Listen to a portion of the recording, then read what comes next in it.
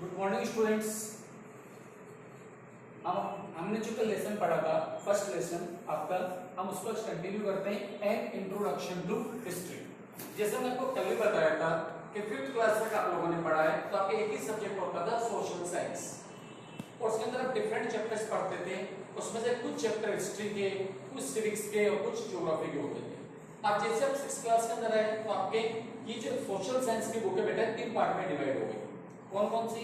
एक हिस्ट्री, एक आपकी सिविक्स और एक ज्योग्राफी। तो उसके अकॉर्डिंग आपको नोटबुक भी 3 बनानी है। एक हिस्ट्री की नोटबुक बनेगी, एक सिविक्स की बनेगी और एक आपकी ज्योग्राफी की बनेगी। हम पहले हमने स्टार्ट करा है हिस्ट्री। कल आपका जो पहला चैप्टर था हिस्ट्री, जिसका आपका टाइटल है एन इंट्रोडक्शन टू हिस्ट्री। हम एक बार इसको थोड़ा सा रिवाइज करते हैं, फिर आगे इसको हम कंटिन्यू करेंगे। और जो लेसन हमारा कंप्लीट हो जाएगा तो उसके बाद हम इसके एक्सरसाइज, आपकी जो नोटबुक है उसके अंदर इसको कंप्लीट करवाऊंगा। An introduction to history. जब वर्ड की बात करते हैं हिस्ट्री, तो हमारे माइंड में पहला क्वेश्चन आता है, व्हाट इज हिस्ट्री? हिस्ट्री क्या है? हमारे को हिस्ट्री के बारे में जो अच्छे से इंट्रोडक्शन दिया वो दिया था हेरोडोटस ने। और ये रीजन होता है कि जो हेरोडोटस है उनको बोला जाता है फादर ऑफ हिस्ट्री। आपको याद रखना है, अगर आपके क्वेश्चन आए who is known as father of history, Herodotus is known as father of history. और उन्होंने हिस्ट्री के बारे में क्या कहा था? History is the investigation of past time. History क्या है? Investigation of past time. जो हमारा टाइम निकल चुका उसके बारे में स्टडी करना, उसके बारे में इन्वेस्टिगेट करना, इट इज द हिस्ट्री। और बहुत सारे लोगों ने अलग अलग मीनिंग दिया हिस्ट्री का, जो कल हमने बात किया था हिस्ट्री के बारे में। आगे हम एक बार और देखते हैं हिस्टोरियन। हिस्टोरियन क्या होते हैं? वो पर्सन जो हिस्ट्री के बारे में स्टडी करते हैं, उसको एक्सप्लेन करते हैं, उसके बारे में हमारे को रिसर्च करके बताते हैं। सेकंड होता है इसके अंदर आर्कियोलॉजी। अब आर्कियोलॉजी क्या हमारे लिए? Archaeology is the branch of knowledge that examine physical remain of the past and gather evidence। कि जो फिजिकल हमारे को, जैसे मान लो जो प्राचीन टाइम के लोग रहते थे, हम बात करें हिस्ट्री के टाइम पे, तो उन्होंने जो सामान काम में लिया था वो बच गया, उसके बारे में वो स्टडी करते हैं, जो एविडेंस है, सबूत है, वो खोजते हैं, उसके बारे में नॉलेज लेते और हमारे को बताते हैं कि पहले के टाइम पे, प्राचीन टाइम में, अर्लियर टाइम्स पर क्या होता था, वहां के लोग कैसे रहते थे, क्या खाते थे, क्या पहनते थे, क्या वो खेती करते थे, क्या उस समय बच्चे स्कूल जाते थे, उस समय स्कूल होते थे या नहीं होते थे, क्या उस समय गुरुकुल होते थे, क्या होता था। We study all this in the history। पर एक कुछ चीजें बात कर रही थी हमने कल, what is the importance of the history? History की हमारे लिए क्या इंपॉर्टेंस है, उसके कुछ पॉइंट्स मैंने आपको बताए थे कल। जैसे पहला, it help us to know our past. अगर हमारे पास्ट के बारे में जानना चाहते हैं, हम क्या पढ़ेंगे? हिस्ट्री। जैसे मानना चाहते हैं कि हम मुगल्स क्या थे, मौर्यन एम्पायर क्या था, गुप्ता एम्पायर क्या था, हम इन सब के बारे में स्टडी करना चाहते हैं, तो हमें को क्या पढ़ना पड़ेगा? हिस्ट्री। क्योंकि इन सब की नॉलेज हमारे को किससे मिलेगी? हिस्ट्री से। Second, with the help of history we can study our earlier kings and statesman. उस समय राजा लोग थे, वो लोग कैसे रहते थे, क्या उनके महल थे, क्या उनकी सेना थी, उनको रेवेन्यू पैसे कहां से मिलते थे, क्या वो टैक्स लगाते थे, क्या करते थे। तो इस तरह अगर कुछ भी जानना चाहते हैं तो हमारे को किससे मिलेगी नॉलेज? हिस्ट्री से। Knowledge of the continuous development of man culture and civilisation. हमारा जो कल्चर डेवलप हुआ है, हमारी जो संस्कृति है, हमारा जो सिविलाइजेशन है, हम शहरों के अंदर रहना सीख गए, हम कैसे रहते हैं, हम क्या करते हैं, ये सब किस पर डिपेंड है? Past experience. जो हमारा पास्ट एक्सपीरियंस है उसी के अकॉर्डिंग हम डिसाइड करते हैं हम कहां पर रह रहे हैं, आज क्या कर रहे हैं। सब किस पर डिपेंड कर रहा है? हमारी अर्लियर हिस्ट्री के ऊपर। Next is origin of evolution of different language. तो डिफरेंट लैंग्वेज बोलते हैं, जैसे आपको पढ़ा रहा हूं, मैं हिंदी बोल रहा हूं, बीच में इंग्लिश बोल रहा हूं, ठीक है। अभी लैंग्वेज कैसे डेवलप हुआ, हिंदी लैंग्वेज कैसे डेवलप हुआ, इंग्लिश लैंग्वेज हमारा कैसे डेवलप हुआ, इसके बारे में आपको नॉलेज किससे मिलेगा? हिस्ट्री से। अगर हिंदी की बात करें, हिंदी का स्क्रिप्ट होता है देवनागरी, इंग्लिश का स्क्रिप्ट होता है रोमन। अभी कैसे डेवलप हुआ, लोगों ने, प्राचीन टाइम के लोगों ने कैसे लिखना सीखा, हिंदी की लैंग्वेज कैसे बनी, तमिल लैंग्वेज कैसे बनी, मलयालम कैसे बना, इंग्लिश कैसे बना, डिफरेंट जो लैंग्वेज है वो कैसे डेवलप हुई, हमें सबके बारे में नॉलेज लेना बेटा, तो अपन क्या पढ़ेंगे? History. The study of the history help us to understand the basic nature of our society. आप और हम सब क्या कहते हैं? सोसाइटी। हिंदी के अंदर बोलते हो समाज। और ह्यूमन बीइंग के लिए कहा जाता है man is an social animal. मनुष्य क्या एक सामाजिक प्राणी। हम समाज में रहते हैं, थोड़ी देर आप सोच के देखो, आप अकेले हो, आपके पास कोई भी नहीं है, हम क्या रह सकते हैं ऐसे? Not possible. तो हमारे को रहने के लिए क्या रिक्वायर्ड है? सोसाइटी, समाज। हम समाज के बिना नहीं रह सकते।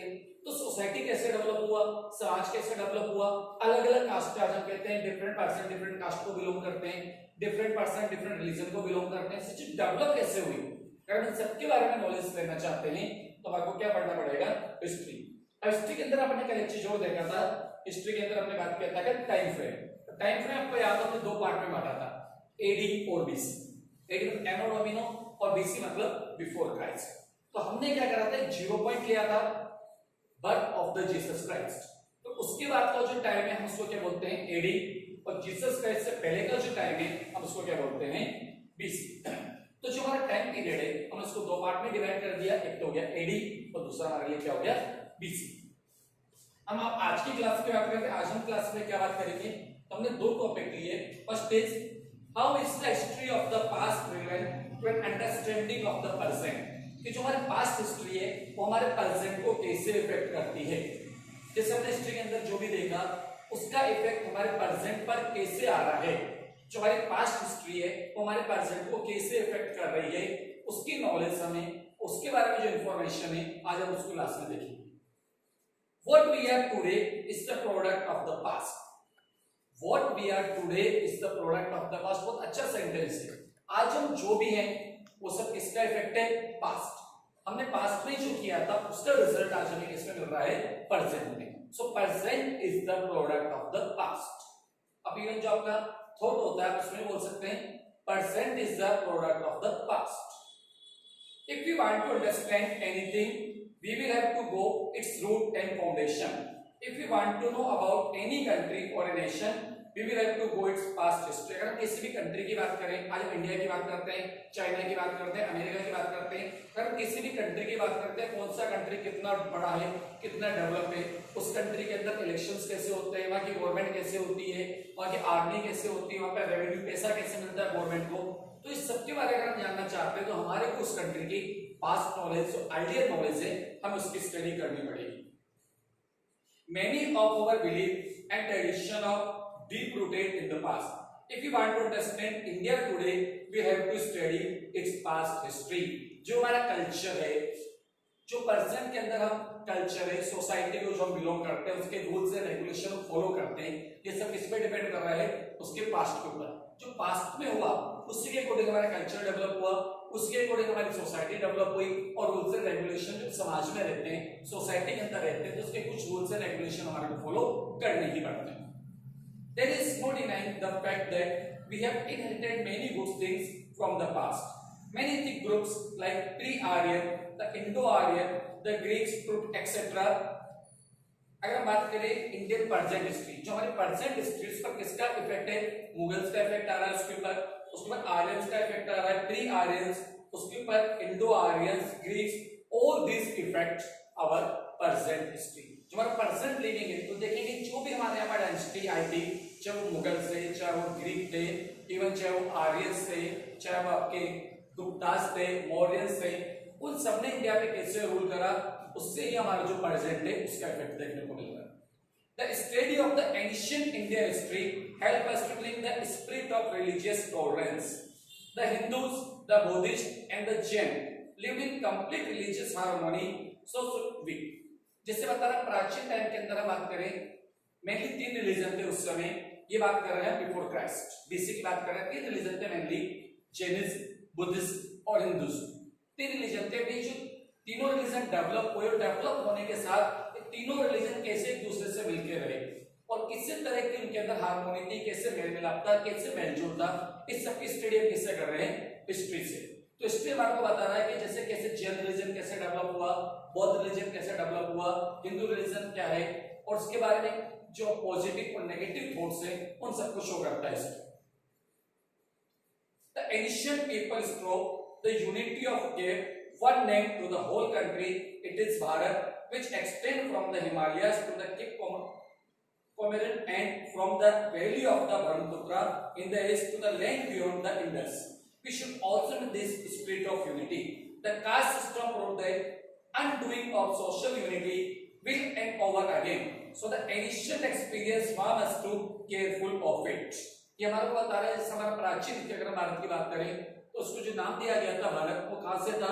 अगर बात करें नॉर्थ से लेके साउथ तक, इधर बात करें ईस्ट से लेकर के वेस्ट, जो हमारी कंट्री नॉर्थ में जम्मू कश्मीर से लेके इवन साउथ में तमिलनाडु, कन्याकुमारी, ईस्ट में अरुणाचल प्रदेश, आसाम से लेकर वेस्ट में गुजरात तक, तो उसको पूरे को क्या नाम दिया गया वहां पे? भारत, भारतवर्ष। उसको हिंदी के अंदर भारत बोलते हैं और इंग्लिश के अंदर बात करते हैं इंडिया।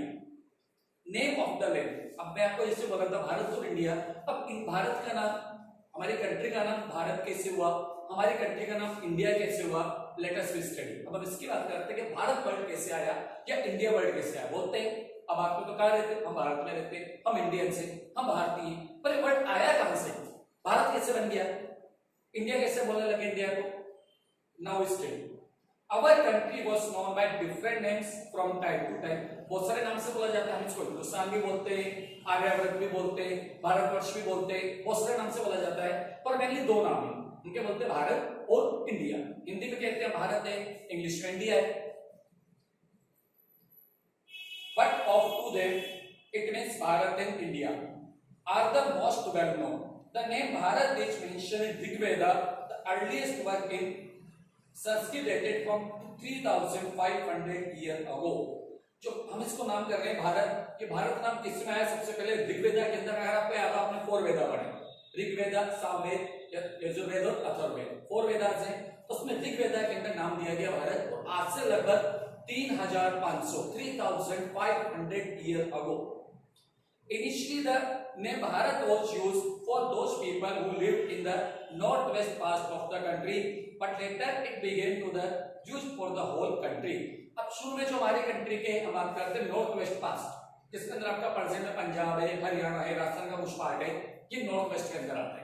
और जो प्रेजेंट पाकिस्तान, बलूचिस्तान वगैरह जो भी है, ये नॉर्थ वेस्ट के अंदर आता है। इस एरिया में जो लोग रहते थे उनको इंडियंस बोला जाता था, पर धीरे धीरे क्या हुआ, पूरा जो भारत कंट्री है सबको इंडियंस बोला जाने लगा।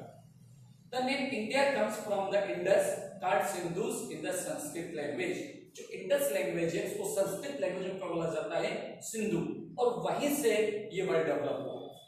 Both the Iranis and the Greek who came to this country from the northwestern side of the country about 2500 years ago were familiar with the Indus, which was sometimes called the Hindus or the Indos. जो Iranians आए, जो हमारी country के अंदर Greeks आए, वो इस नाम से फेमिलियर थे, और इवन कभी वो क्या बोलते थे? इंदोस और इवन हिंदोस, और हिंदोस से ही बाद में जाकर क्या वर्ड बना? हिंदू। तो ये वर्ड एक तरह से हम देखें तो हमारे को ग्रीक और इरानियन पीपल ने वर्ड दिया है Hindus. There two main names Bharat and the India will exist in our literature and history.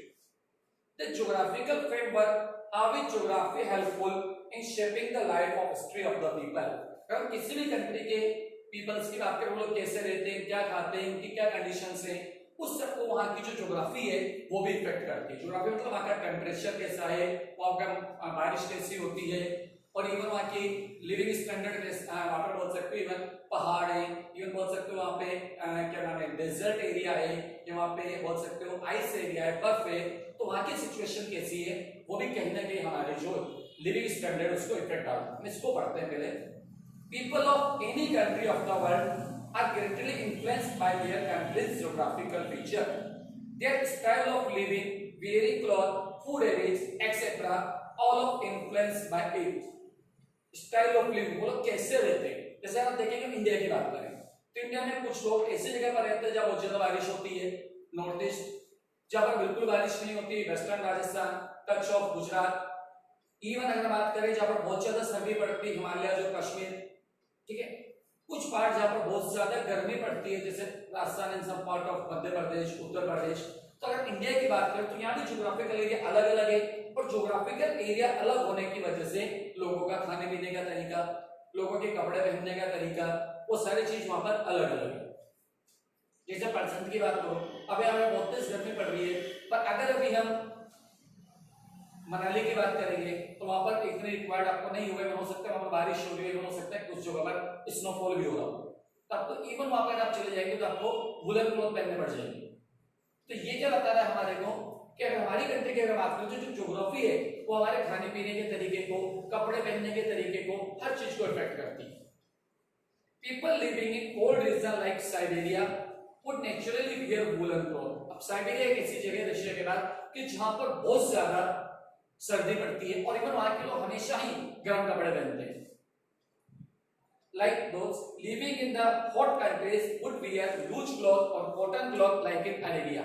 अब जो लोग अरेबिया के अंदर रहते हैं और बहुत ज्यादा टेम्परेचर होता है, नॉर्मली वहां पे टेम्परेचर 50 डिग्री को भी क्रॉस कर जाता है, तो वहां के लोग पहले क्या करते हैं, कॉटन कपड़े पहनेंगे, लूज मतलब ढीले ढाले कपड़े पहनेंगे। लेकिन जो लोग साइबेरिया के अंदर रह रहे हैं हमेशा सर्दी पड़ती है तो हमेशा वुलन क्लॉथ पहनने पड़ेंगे। तो जो किसी भी कंट्री की ज्योग्राफी है वो हमारे चाहे खाने की हैबिट से चाहे हमारे कपड़े पहनने की हैबिट से उन सबको इफेक्ट करेगी। The following physical or geographical division of India have affected Indian people and their history in their own way। अगर इंडिया की बात करें तो हमारे ज्योग्राफिकल डिवीजन से मेनली इसको 4 डिविजन्स में डिवाइड करा गया है और इन डिविजन्स की अगर बात करते हैं तो यहाँ की कंडीशंस, यहाँ का जो वेदर है वो हमारा लिविंग स्टैंडर्ड, हमारा बोल सकते हो आप even wearing cloth, eating foods, इन सबको कहीं ना कहीं जो हमारे ट्रेडिशंस है उनको भी इफेक्ट करता है। अब इन 4 रीजन कौन कौन से हैं? These are the Great Himalayas, the Great Northern Plains, the Deccan Plateau, and the Eastern and the Western Coastal Region। तो मैंने इसको 4 पार्ट्स में डिवाइड किया पूरे इंडिया को, और चारों रीजन में लोग किस तरीके से रहते हैं, क्या खाते हैं, तो क्या कपड़े पहनते हैं, उन सब के बारे में स्टडी करेंगे।